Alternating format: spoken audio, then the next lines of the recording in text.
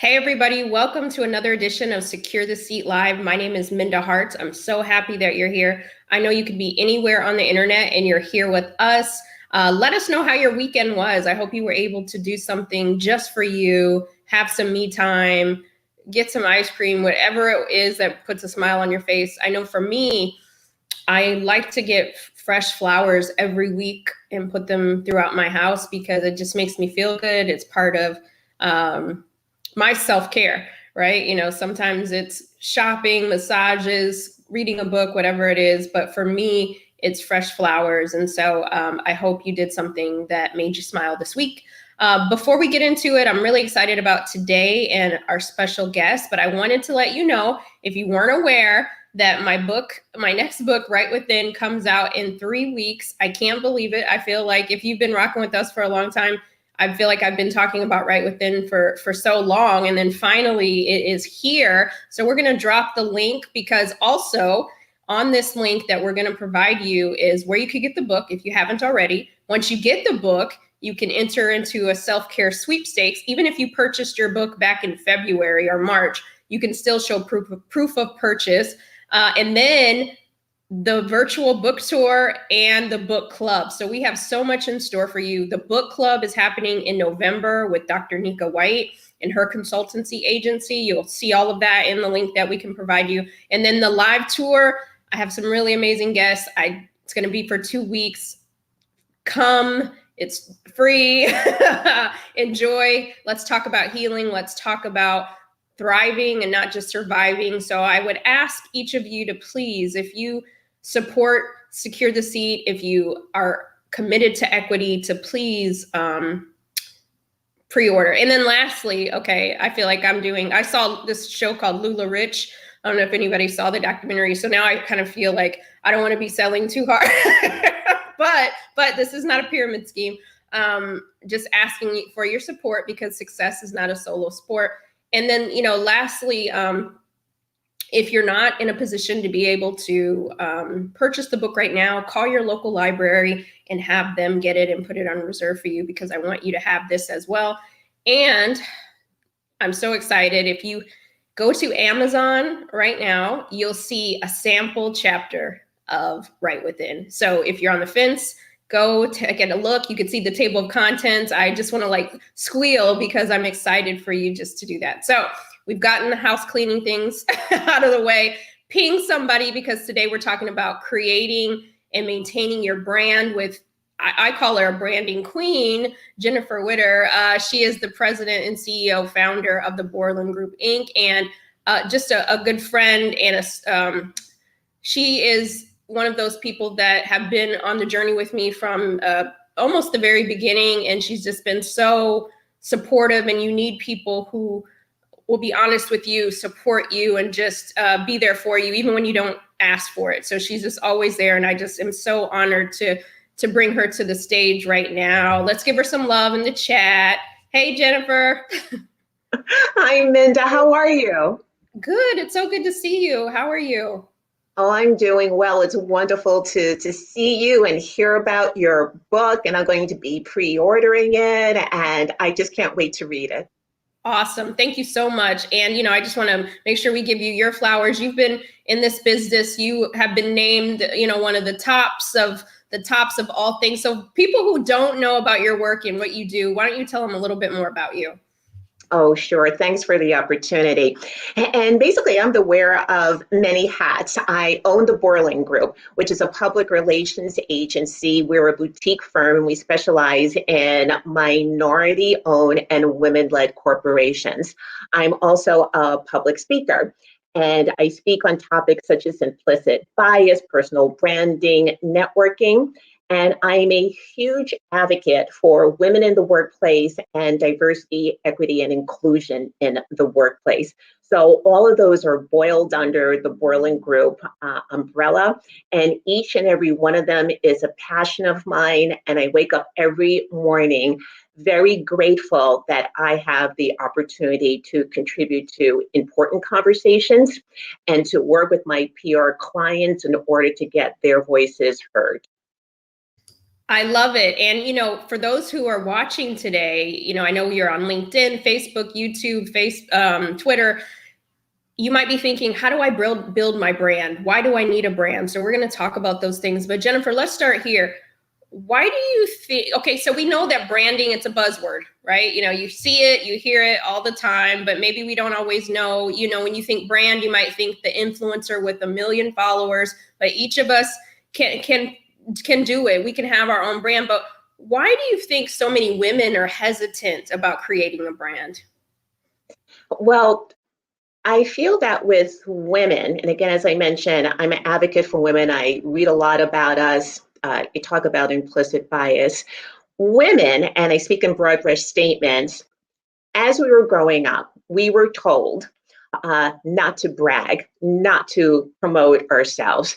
And so we kind of hesitate when we are in the professional world and we're out there saying, we must do this, we must do that. And I think that with women, with their hesitancy, is because it's going back against what has been told us throughout our lives. I have spoken to very well-established women who are on the C-suite level. When I tell them that they have to brag, they have to boast about their accomplishments, you can almost see them physically cringe and say, oh, I can't do that. I can't say that, or I don't feel comfortable doing that. And what we women need to do is to get out of our way. Because I always say this, I mentor a lot of women. No one will know how great you are until you tell them. You can have a great mentor. You can have a great boss. But you are first and foremost in your professional journey. And if you're doing wonderful things, go out there and brag about it. Men don't have an issue with it. They're out there saying they went to the moon, they cured cancer, et cetera, et cetera. Own your worth, own your value, own your wonderfulness, and go out there and speak about it. And that's part of a brand. I love it. Love it. I have to get my tambourine out because you said, how will people know if you don't tell them, right? And it's important to let people know because everybody's busy, right? They're not thinking, oh, I wonder what Jennefer's brand is. I wonder what she's doing. It's like with advertising, they say there's a phrase, and I'm not an advertiser, but you have to tell people rice is white 100 times before somebody says, oh, rice is white. And you just hit the nail on the head. In the pandemic, we thought we were busy before. We're hundreds of times more busy because of COVID with the load of responsibilities on our plate. And let's face it, for each and every one of us, we're the most important person right now professionally, but we're not that important to others. So you have to go out there and break through the clutter, break through the noise in order for you to be heard by others and do it consistently. Yes, that part. Listen, if you have questions for Jennefer, make sure you pop them in the chat and we'll try to get to as many as we can before our time's up. But that leads me to the next question, Jennefer. What are the key steps in creating an effective personal brand? I would say there are several steps, and I'm going to concentrate on 3 of them. The first one is your objective. What do you want your personal brand to achieve? What is the goal of your personal brand? Once you figure that out, then all the other steps will be working toward it to achieve it. The other thing is creating a very strong personal branding statement. It has to show your value proposition. It has to show how you are different from others, and you have to keep it short. And that's very hard. You have to pull people in within a short amount of time. So with your personal branding statement, you need to have something that will resonate and what people will remember. And then the third step is to live it. You just can't put it in the box. You have to go out there and tell people, whether you're in a virtual meeting, a face-to-face meeting, if you're on social media, who and what you are.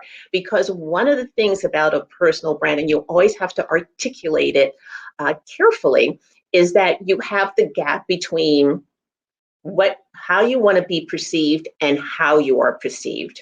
And if you leave a room and people are thinking about you in a different way, then your brand is not going to be as strong as you need it to be. So with those 3 steps that I speak about, those are the key elements of building and creating and maintaining a strong, memorable personal brand.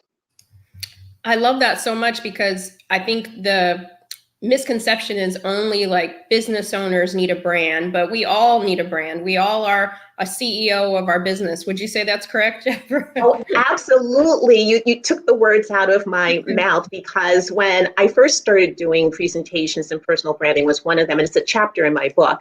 I found this wonderful quote, and it was from Tom Peters, and he created the term personal branding, and he wrote about this in Fast Company in the 1990s. And if you bear with me, I'm going to read what he wrote because it's echoing what you're saying.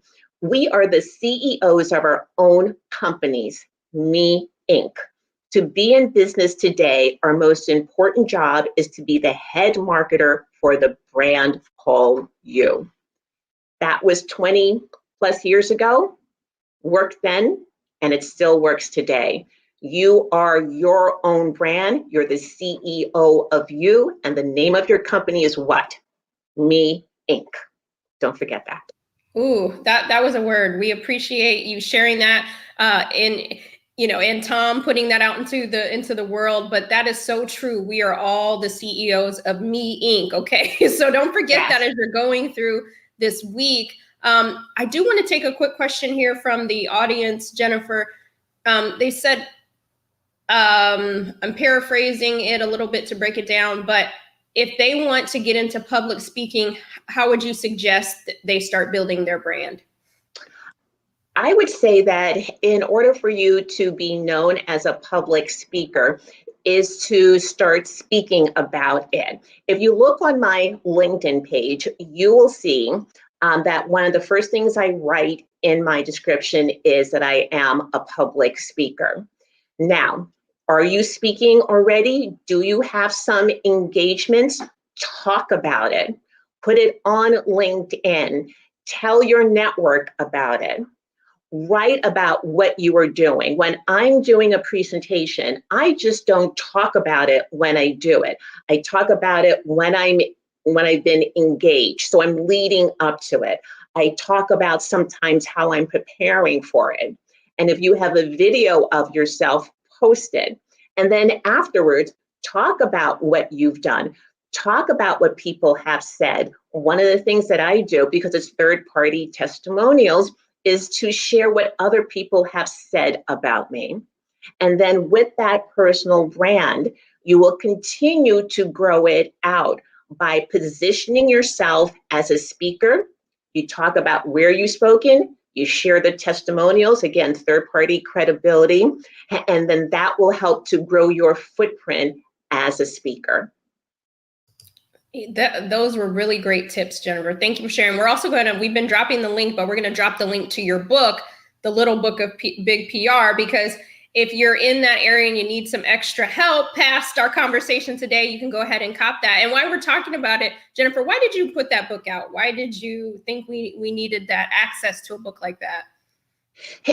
What it is that I have come across a lot of entrepreneurs. The Boreland Group now is 18 years old.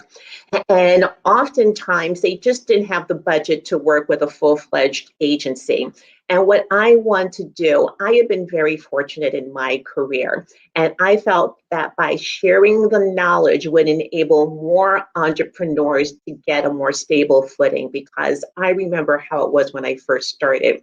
So with the Little Book of Big PR, I give about 100 tips spread out over multiple chapters on personal branding, social media, networking, working with the media, that even if you don't have the money to hire a PR agency, you can use these tips. I have been in public relations now since the early 1980s. So you can get direct access to all of my knowledge, put it into practice. It's not difficult as you follow the steps. So my impetus was to get more people out there, get more entrepreneurs out there, get more people of color into the work world, into their own businesses. because the more we share, the greater we share, the stronger we are together. There's more than enough for all of us out there. And I want people to use the little book of Big PR as their tool in achieving their professional dreams. Yes, so we have the link in there. Make sure you get that, add that to your professional development toolkit. We have some people in the chat who said they've read it, they recommend it. Thank you. Yes, I read it and I recommend it too. So make sure that you get that. The other thing that you were talking about is, okay, you're a PR firm. And for those who might be thinking, how do I work with someone like you, Jennefer? Do I need to, because some people do have that representation. Maybe you can talk to us about, what it's like to work with a PR agency if it's needed. I mean, obviously we need those things, but like you said, everyone doesn't have the budget, but maybe you can talk through what that might look like. Well, Bill Gates said that if he was down to his last dollar, he would spend it on public relations. So I'm not going to argue with the founder of Microsoft. And thank you, Bill. And with any company, you do need to have public relations. Unlike advertising, public relations is filtered through a third party, whether it's through a speaking opportunity because the platform has to engage you and they're not doing it as a favor to your mother. With media relations, if your clients are reading about you in the Wall Street Journal or seeing you on ABC, it makes you stand out even more. So with public relations, one of the first things I say is, first of all, you have to have the budget. Second of all, you have to have the commitment to it. I cannot work with someone who isn't a partner with me because it is a two-way street. And what you should do is to download what you want public relations to do for you. Set the expectations. That way, when I am putting together the plan that will highlight the roadmap of how we're going to work together, you and I are on the same page. Now, one of the things is that a lot of people can't afford a full-fledged public relations agency if they're a startup or whatever. So I offer coaching services. And what I do is I coach the individual and then they will implement the tactics that I share with them. But I would say that for a public relations agency, you have to be open, you have to be their partner, you have to devote time to the effort. And when you work together like that, the public relations outcome will meet your goal and it will be a successful relationship. Oh, thank you for giving us that insight because, oftentimes we don't know what we don't know, right? We don't know. We see these things and we're like, wait, how could I even work with someone like I don't have 5 million, followers. I think there's all these misconceptions of who has access. I totally agree with you. And you're talking about, 5 million followers and influencers. Let's get real here. A lot of times these are purchase followers. And what I say, because if you look at my platforms, I don't have 5 million. I don't even have 50. I don't have thousands and thousands and thousands. But what I do have are followers who work with me. These are separating the wheat from the chaff. These are people who will retweet me, who will offer me business referrals, who will, work me into their networks. These are engaged relationships. So don't think about having 5 million followers. If you have 2,000 followers, 1,000 followers, 500 followers, if those are true, authentic relationships, they will benefit you in ways large and small. Listen, I hope you all are getting all this good information because it's so true. When my book, The Memo, came out, I probably had maybe 300 followers. I might be being generous about that, even less on some of the other platforms, but it was the engagement, right? It was, what do I have that's accessible? I had Jennefer's book. I seen how I looked at how other people were doing things and I implemented. So we all have the capacity to create and build and maintain our brand. So thank you, Jennefer, for that. And everybody else is like, thank you for sharing it. I see it on the various platforms. One last question from me before we jump into our bonus round, but you talked a little bit about it at the top of the hour, but implicit bias. How does that influence personal branding and the language surrounding that? Implicit bias, I'm going to nutshell it. I was talking about women earlier, and the implicit bias with women is that we're supposed to be nice. We're not supposed to raise a fuss. And Joan C. Williams is a feminist legal scholar, and she did a study, and this is what came out of it. There were some women who felt that they, not felt, but they didn't want to appear to be too feminine, because if you appear too feminine, then people would think that you couldn't get the job done. And other women did not want to be seen as aggressive, because aggressive is a male characteristic. And when a male characteristics is applied to a woman, we get major blowback because of that. So with implicit bias in developing your brand, we women and women of color, there are so many minefields that we have to be aware of as we create a strong personal brand. And I always say knowledge is power. I am not telling you to tamp down your brand. You are who you are. But what I am saying is that you need to be aware of how implicit bias and misperception influences how people see you. Don't forget, implicit bias is a bias of which you are unaware. So some of these people may be looking at you and hearing your brand and be influenced by things that they're unaware of, but you are more aware of who you are, what your differences are. And then you'll be a step ahead because you'll be understanding better how others may or may not be perceiving you. And quickly about language, as I said, own your greatness. When you go into a room, don't say don't say we, say I. I did this, I did that. Do not apologize. I did a quick video about it. Women have a tendency to apologize. I'm sorry, I'm sorry, I'm sorry. That diminishes you when you say that. And then last but not least, use your voice as a tool. Speak so that people will hear you. This is not my natural tone. I'm speaking in a louder voice. Use tone, inflection, pauses, and that will pull people in so that when you are giving your personal brand, people will lean in, they'll listen, and they will remember what you have to say.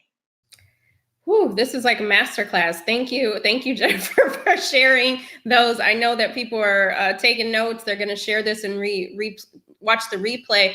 One of the things that I love, and for those who've never been with us before on a Monday, I am a lover of grits and rap lyrics, and I love a good bowl of grits with salt. Just for anybody who had any questions related to that, are you a grits eater, Jennefer? No. No. Okay. So that's, I'll sit with you. I would rather somebody say they don't eat grits than tell me that they eat grits with sugar. So moving right along, this is great. Now, I know when we talked about it earlier, you passed the mic to me to do what my favorite rap lyric is this week. But I do want to ask you, maybe, what is your favorite self-care tip? And then I'll give my rap lyric. But everybody in the chat, what's your favorite rap lyric and why? We want to see it. Well, I would say my self-care tip is to be selfish. And I mean that in the most positive way, because women, we have a tendency to put ourselves at the back of the line, professionally and personally. And I feel that it's very important that you give yourself time to read a book, get a facial, sleep in a little bit. Just be a little selfish and give yourself time to focus in on you, and you'll come out of it feeling so much more refreshed and rejuvenated. Be selfish in a good way. Yes, I love that. Be selfish in a good way. That's a great. I'm also going to share my rap lyric for the week, and it's actually from Tupac's Dear Mama, and I'm wearing my Crenshaw shirt today in honor of Nipsey Hussle. But Tupac's Dear Mama, there's a line that says, "And when it seems that I'm hopeless, you say the words that get me back, that can get me back in focus."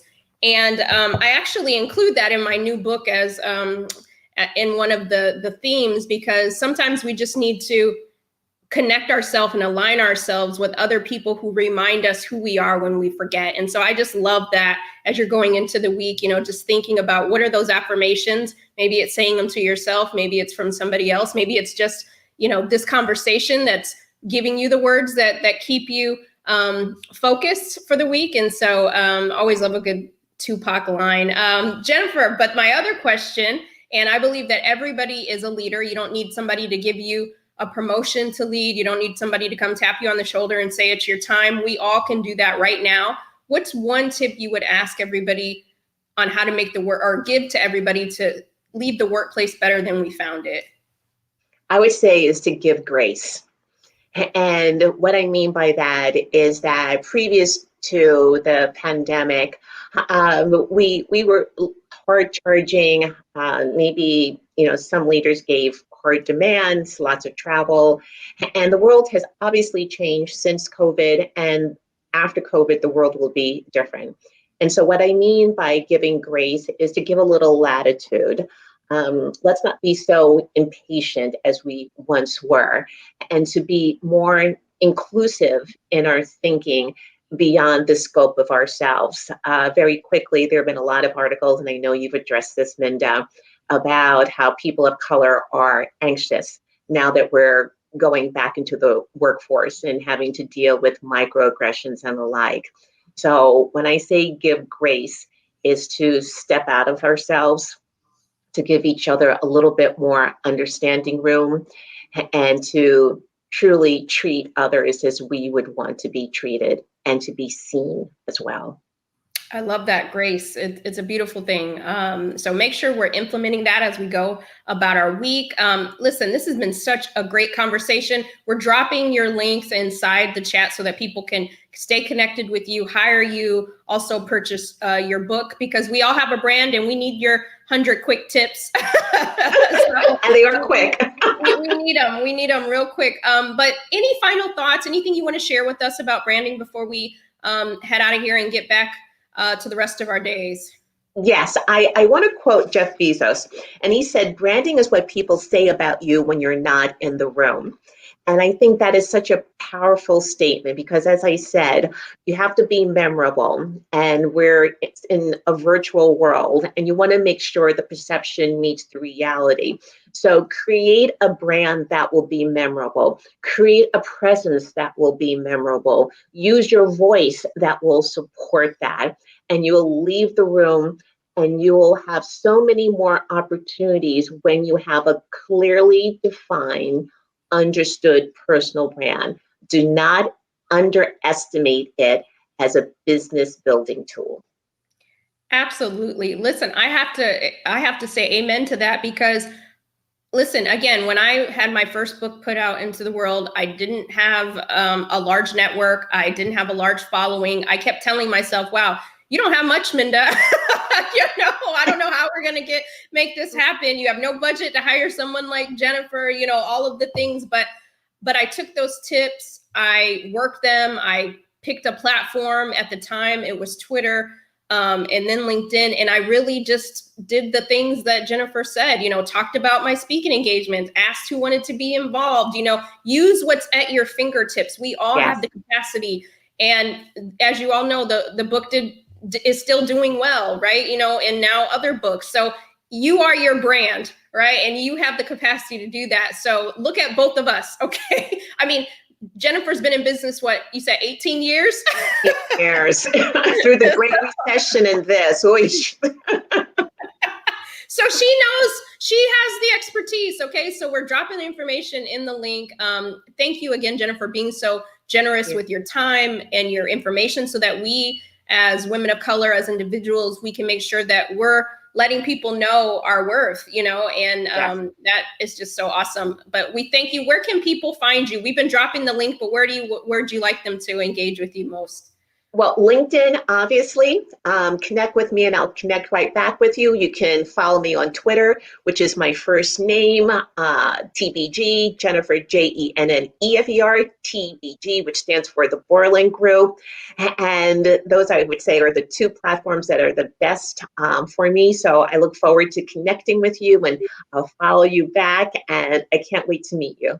Yes. Well, thank you all for joining us. I know that, I don't take this time with you lightly. Thank you for being with us. Make sure that you're thinking about your brand and amplifying it. You have the capacity, and don't talk yourself out of it. Get Jennefer's book if you need some extra help.